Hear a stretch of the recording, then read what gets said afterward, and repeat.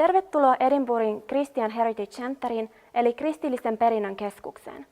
Tämä kirkko on nimetty Pyhän Kolumban mukaan, joka tuli Irlannista vuonna 563 jälkeen Kristuksen ja saarnasi tällä kadulla.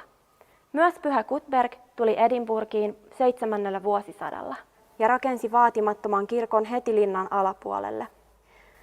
Kuningatar Margaretin kappeli linnan sisällä on vain muutaman minuutin kävelymatkan päässä. Tämä katolinen rouva piti keittiötä linnassa ja ruokki köyhiä. Hän teki myös Edinburghin kuuluisaksi taiteistaan. Hänen poikansa, kuningas David, rakensi Pyhän Gilesin katedraalin vuonna 1125 sekä Holyroodin luostarin kuninkaallisen mailin alapäätyyn. Kuningas Jaakko syntyi linnassa, hänen äitinsä ollessa skottien kuningatar nimeltä Maria. Hän oli kuningas, joka johti kuningas Jaakon Raamatun käännöksen valmistamista vuonna 1611. Pyhän Gilesin katedraali, joka on tässä lähellä, on kuuluisa uskonpuhdistuksen ajoista vuonna 1560.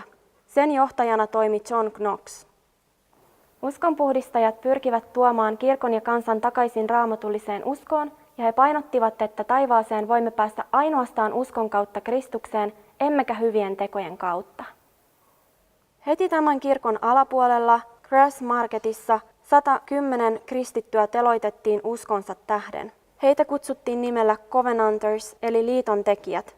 Syynä tähän nimitykseen oli se, että vuonna 1638 he allekirjoittivat kansallisliitoksi kutsutun asiakirjan Greyfriarsin kirkossa, jossa lausuttiin, että seurakunnan päänä on Kristus eikä kuningas.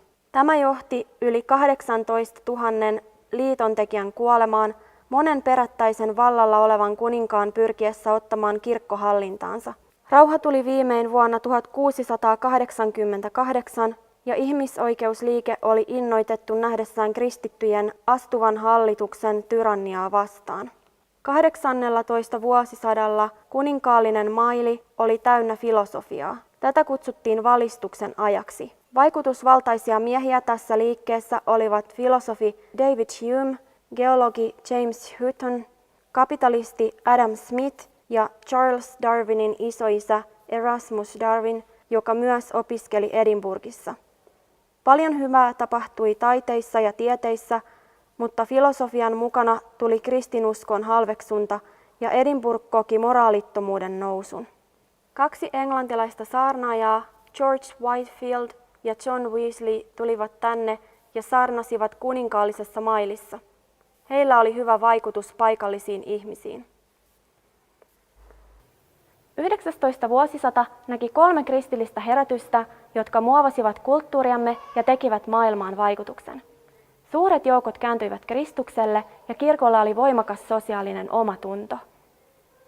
Tämä johti kristittyjä, kuten tohtori Chalmersia ja tohtori Guthrieta, ensimmäistä tämän kirkon ministeriä, asettamaan perustukset Skotlannin kansalliselle opetusjärjestelmälle. Muut kristityt muuttivat köyhien sosiaaliset olot. Lääketieteessä herra James Young Simpson, tämän seurakunnan vanhemmiston jäsen, oli anestesialääkkeiden edelläkävijänä. Myös herra Joseph Lister oli antiseptiikan ja leikkausoperaatioiden edelläkävijänä. Eräs Skotlannin kirkon vanhin, James Clerk Maxwell, raivasi tietä fysiikassa edesauttaen nykyajan teknologista vallankumousta. Nykyään Edinburgh on tunnettu sotilasmusiikkitapahtumasta nimeltään Military Tattoo, noituudesta ja ateismista. Kuitenkin ihmiset enenevässä määrin ovat alkaneet etsiä hengellisiä vastauksia Jumalalta. Ehkä sinä olet yksi etsijöistä. Kristityt, jotka mainittiin tässä videossa, olivat vakuuttuneita, että Jumala on olemassa. Ja että todistus siitä on löydettävissä luomakunnasta, omista tunnoistamme, Raamatusta ja Kristuksesta. Uskonpuhdistajat löysivät uudelleen totuuden, että ainoa tie Jumalan luokse käy Jeesuksen Kristuksen kautta, joka kuoli ristillä syntiemme tähden ja nousi ylös kuolleista.